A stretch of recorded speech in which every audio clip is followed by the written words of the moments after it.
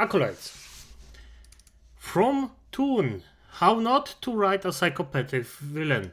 This is actually a thematic that I am very, very interested in because, let's just say, I had a few ideas about this specific thing because at the end of the day, everybody calls everyone psychopathic, but good psychopathic villains are actually very rare, and if they are done well, they are done so well.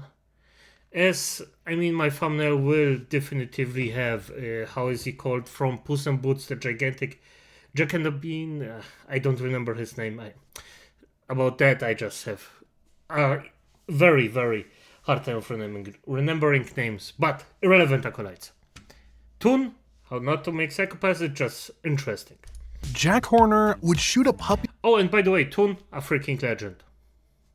Love him. Without blinking. Scar kills his brother for a throne, and Judge Frollo tried to wipe out every gypsy in Paris. These are psychopaths who work. But when King Magnifico suddenly turns into a monster, no one cares. Exactly. This is because there are some specific things you need to write a true psychopathic villain. But a lot of writers... I will say one thing before he continues. One thing is because of the last fucker, it's actually just because he went from zero to freaking everything suddenly. If you have a person that's actually psychopathic, you can feel it, see it, and somehow acknowledge it without even knowing it. But it doesn't just jump out. Writers don't know this. They think just being crazy and vicious means psychopathic, whereas that is false. So, what is the difference? The first thing you need to know about writing a psychopath is that not every bad guy is one. Studies show that while there are a lot of bad people in the world, only a handful are psychopaths. Similarly, while we've seen a lot of terrifying villains from Disney, DreamWorks, or other studios, only a few of them have truly been psychopathic. In fact, some of the craziest villains, such as Jinx in Arcane and Azula in Avatar, despite all the devilish atrocities they committed, are not psychopaths. That's so on point. He's so freaking on point with this. Azula and Jinx are two of the, let's just say, best examples of what can happen if you influence somebody this negatively.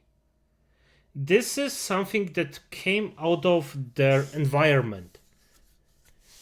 Of course, their decisions are theirs. Don't get me wrong, I would still freaking put both of them in a prison.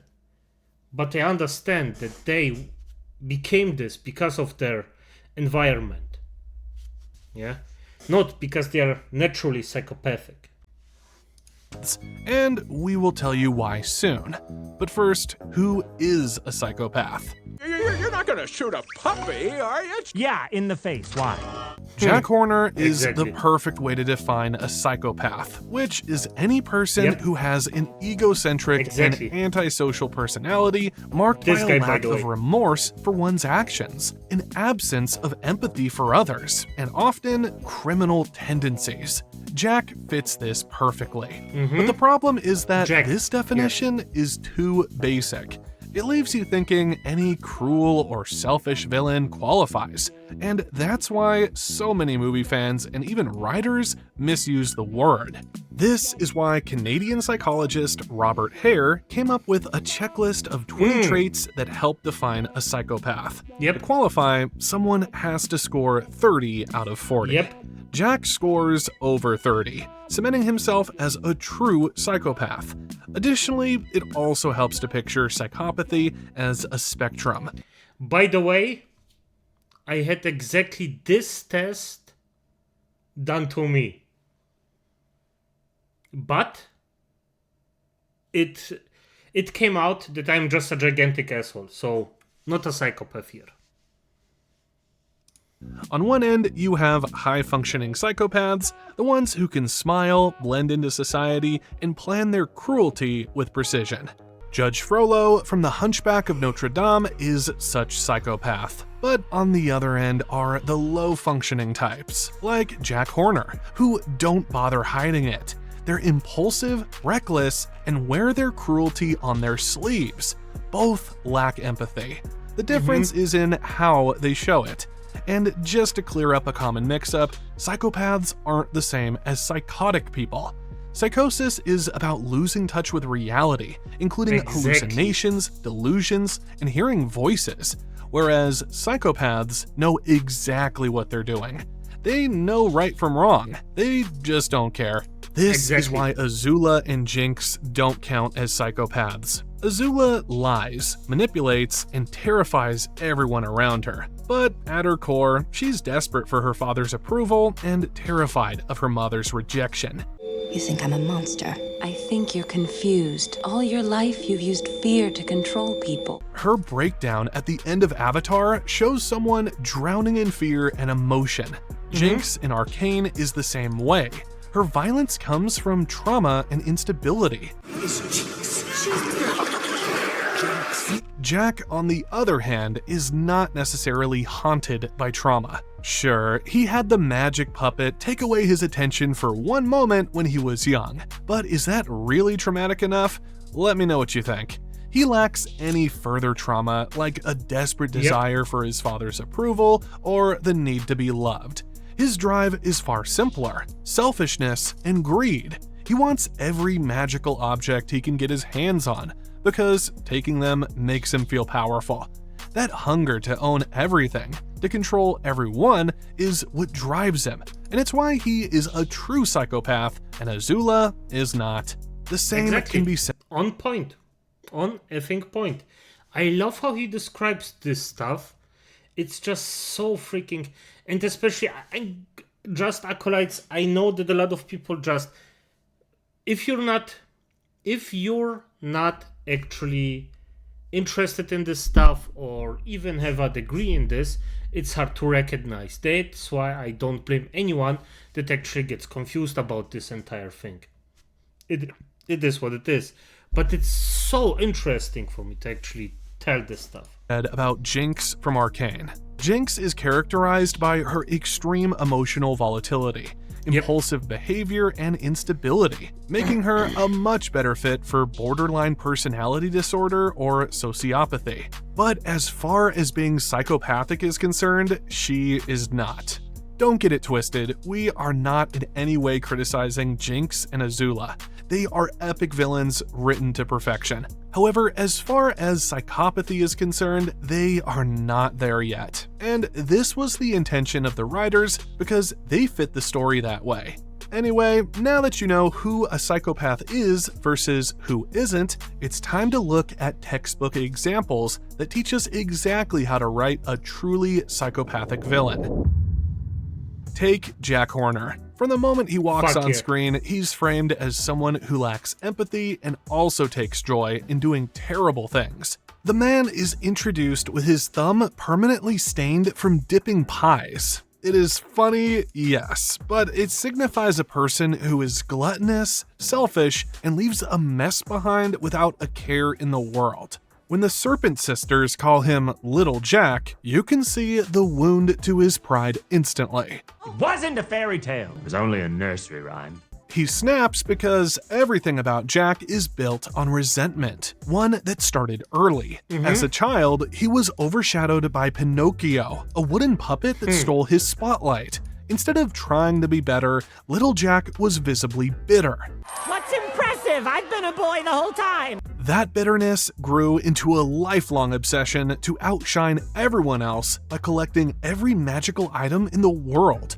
And unlike so many villains who are humanized by tragedy or softened by a final act of redemption, Jack gets worse as the story goes on.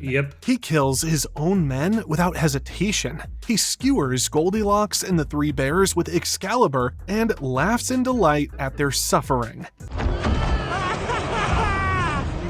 He treats his henchmen like props, leaning on their heads as furniture or blasting them with unicorn horns for sport. The fact that And by the way, this doesn't even have to be the case. He doesn't have to basically torture his people or his henchmen. He can actually treat them pretty good. But as soon as they just step out, just discard them without any actual thing. The thing about this is, he could just treat them well and see it as something to reach his goals. Simple as that. So this isn't just a 100% yes, this is just because you treat your henchman badly, you're automatically a psychopath. No. That's not the case. It's so, as I said, enjoys so all of it makes him a true psychopath. Even his final moment cements this. What did I do to deserve this? I mean, what specifically? It is a comical thing to say, but it also shows someone who still wasn't ready to take responsibility for his actions and repent. Ironically, the thumbs down he gave as he sank down the wishing star is a parody of the thumbs up Arnold Schwarzenegger's character the T-800 gave in Terminator 2. However, while the thumbs up represented how the T-800 has developed feelings throughout the movie, Jack's thumbs down indicated the opposite. He didn't grow any conscience in the end, and he is totally okay with that. Judge Frollo is cut from the same cloth, though his brand of psychopathy wears a different mask, while Jack flaunts his monster. Genau, Judge Frodo is, by the way, the same... The thing, because if I recall correctly, he actually treats his underlings relatively good, as long as they follow. Monstrosity, Frollo cloaks his in righteousness. You know I am a righteous man. From the first scene when he kills a woman on the cathedral steps and nearly drowns her baby, he believes himself justified. He calls it cleansing Paris of sin. That's the genius of Frollo. He doesn't see himself as evil. Dude actually thinks he is chosen, and that's what makes him terrifying. Frollo embodies the high-functioning psychopath. He's calculating, intelligent, and completely aware of how to manipulate appearances. In public, he speaks of duty and righteousness, but in private, he lusts after Esmeralda with such intensity that he blames her for his own desire.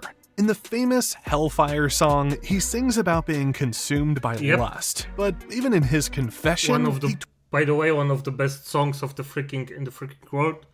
Yeah, if you hear that, it's just beautiful. Twists the blame outward. It's not my fault. I'm not to blame. A true psychopath doesn't take responsibility, and Frollo never does. But what makes him so effective on screen is in the escalation of his threat. At first, he's simply cruel to Quasimodo, raising him in isolation and convincing him he's a monster. But as the story continues, his obsession with Esmeralda grows darker.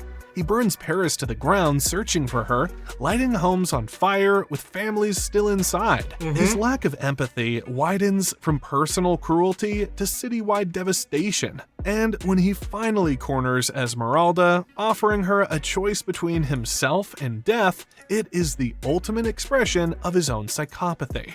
To him, love is ownership, and when he can't own her, he'd rather destroy her. Even at the very end, with his life still in danger, he clings to his self-righteousness, quoting the scriptures like a holy man. And he shall smite the wicked, plunge them into the fiery pit.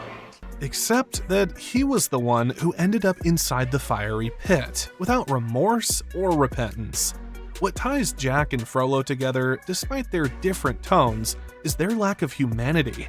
Jack represents the openly sadistic psychopath, the kind who kills for sport and laughs at the pain of others. Frollo represents the high-functioning psychopath, the kind who cloaks evil in charm and justification, manipulating the world while remaining utterly hollow inside. Both grow more dangerous the longer they remain on screen, and neither of them offers redemption, because they're not designed to.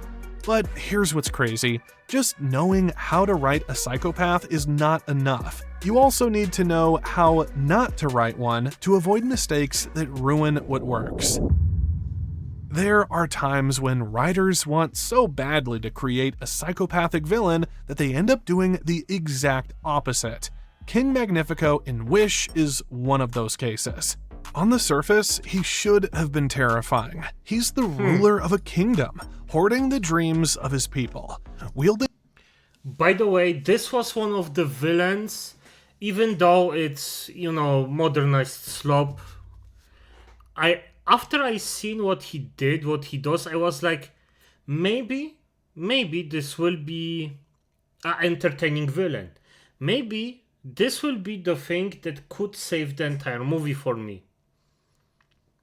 Well, I am happy that of course I cannot say that it's good that you pirated it, but let's just say I didn't. Wink, wink, nudge, nudge. But nonetheless, I am happy I didn't pay for it. The kind of authority that could make him feel godlike. That setup alone could have produced a chilling, manipulative, high-functioning psychopath. Instead, the film undermines him at every turn, softening him with choices that strip away his menace. The biggest misstep was giving Magnifico a backstory that framed his villainy as the product of trauma. The film tells us that he once lost everything to dark forces, and that's why he clings to power so obsessively. This kind of writing might work for a sympathetic anti-hero, but it kills the authenticity of a psychopath. Psychopaths don't need childhood trauma to justify their cruelty when their lack of empathy is already in default mode. By rooting Magnifico's hunger for control in a wound from his past, the film makes him less frightening and more pitiable. He's evil because the world hurt him, and now he lashes out. That's just a man broken by fear. When you combine that weak backstory with the rushed speed of his descent, the result is even weaker. 1 minute, he's a strict but seemingly protective king. The next, he's a dark magic tyrant. The escalation is too sharp, too sudden, and doesn't match the psychology the movie tries to sell. Exactly, yes. I decide what everyone deserves. It feels less like a man revealing his true colors and more like a script flipping a switch because the story needed a villain. Magnifico never convinces us that he's the kind of monster who would have risen with or without Asha's challenge. Contrast that with Scar from The Lion King. The original Scar is one of Disney's most perfect psychopaths. He doesn't need a backstory to justify his cruelty, because his actions already define him. Exactly. From the very beginning, we see his jealousy, his manipulation, and his complete absence of empathy. He uses charm when it benefits him, tricking Simba into danger. He exploits the hyenas, promising them food and security while caring nothing for their survival. He schemes... And probably, I think, his, kids and cousins and, stuff like that. So I wouldn't say that's a good turn of events in this case. In the shadows, waiting for the perfect chance to betray Mufasa. And when that moment comes, he murders him without hesitation. Dude literally throws his own brother to his death. There's no external trauma driving him, no sympathetic excuse. He is who he is. Selfish, manipulative, and ruthless. His psychopathy is baked into his character. But then came the remake, and Scar was softened with, you guessed it, a backstory. In the live-action version, his bitterness is framed around being rejected. His villainy born from humiliation and past conflict. That shift turns him from a psychopath into a trauma-driven antagonist. Yeah, and this was... After I seen this, I thought to myself, what is this bullshit? Just let the character be evil sometimes, for F's sake. It's perfectly fine if not every single villain has a freaking dramatic background. Sometimes evil is just evil, There isn't any special, behind the scenes or this and this happened. No. Sometimes people or villains or something like that are just evil because they profit from it. Because they think it's okay. And they don't care about it. They only care about it because if they don't get what they want, but if they get what they want, they don't care. Instead of a character who embodies pure callousness, he becomes another case of the world breaking someone until they turn cruel. And here's the problem. Trauma-based villainy is not psychopathic. Simple. This is the exact same trap Magnifico falls into. His backstory tells us why he clings to power, and by doing so, the movie takes away the raw terror of a man who would have done these things anyway. The lesson here is clear. When you try to make a psychopath more sympathetic by giving them trauma, you create weakness. Magnifico could have been a great villain if the film had leaned into his control from the beginning. Imagine if his kingdom wasn't just strict, but quietly suffocating, with every citizen stripped of their dreams because he deliberately locked them away. Imagine if this charm was only a mask, a way of presenting himself as benevolent while taking pleasure in the knowledge that no one had the power to defy him.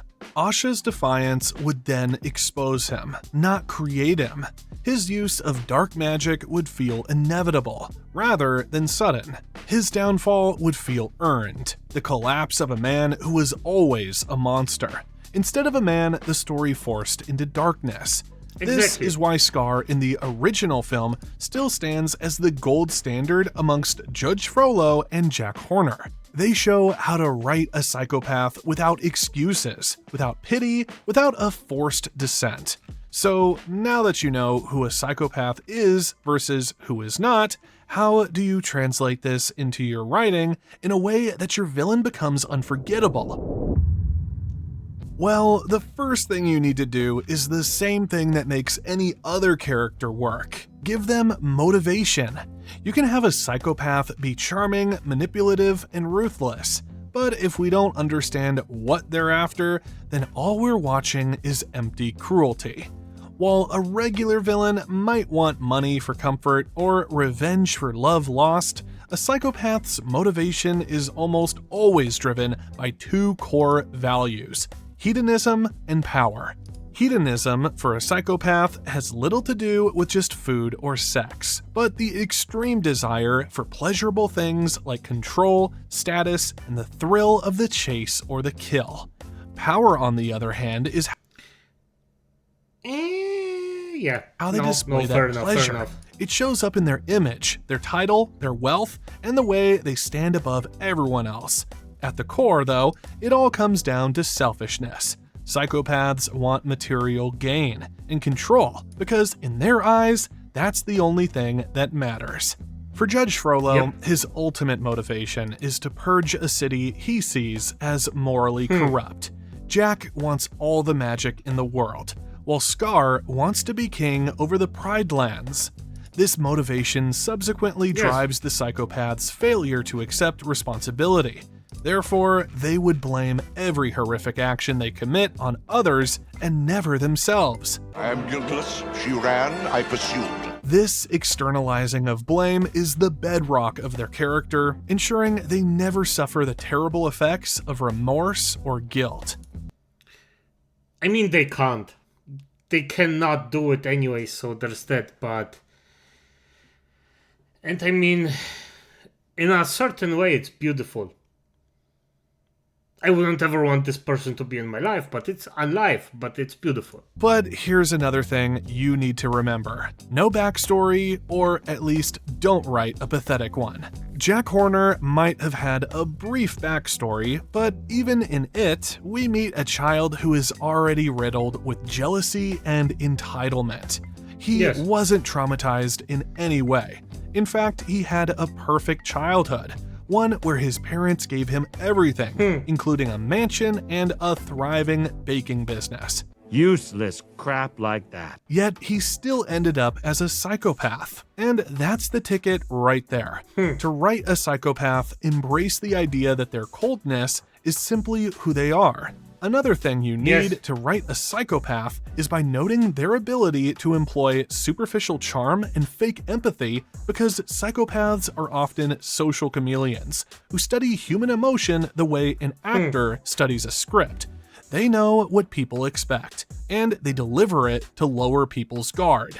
A psychopath will appear kind and calculated because they understand this is the most efficient way to achieve their selfish goals. This is why their relationships are never genuine, but entirely transactional.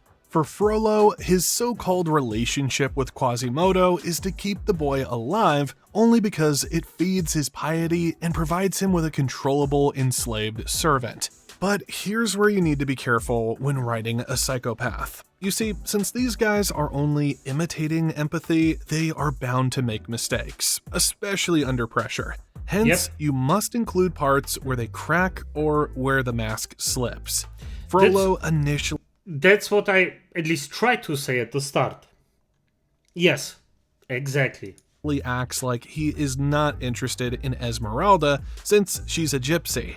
However, when he finally gets alone with her inside the church, he makes a mistake by groping her and sniffing her hair. Esmeralda picks up on this and calls him out. But of course, the judge doesn't admit it. Typical of your kind to twist the true, cloud the mind with unholy thoughts. Another thing to remember is the escalation of threats. A poorly written psychopath jumps straight to mass murder. A brilliant one starts small, using their manipulation and cunning to gradually escalate their threat, validating their entire buildup. Yes. The story must show that their criminal versatility is not random, but an expanding set of tools used to achieve their singular, selfish purpose.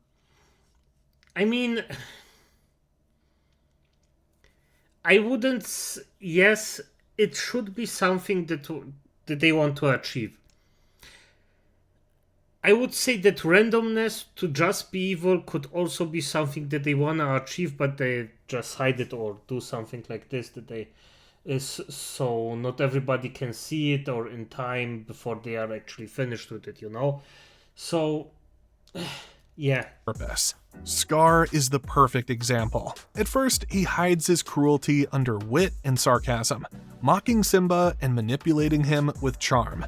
Then he escalates, plotting Mufasa's death and manipulating Simba into exile. By the time he seizes the throne, his mask has fallen, and he rules with indifference and malice, letting the Pride Lands rot. Each stage strips away more of his disguise, until we see him for what he really is, a predator who was always willing to betray his own blood to satisfy his hunger for power. Yes. If you follow these tips, you will have successfully taken a psychopath from a checklist of traits to an unforgettable villain. But if you want to know the exact way to write any character at all, especially in terms of how they... This guy is just so on effing point. I love Toon in every freaking second he does everything. He explains those things just on point. I hope that he continues. But as it is, acolytes, good night.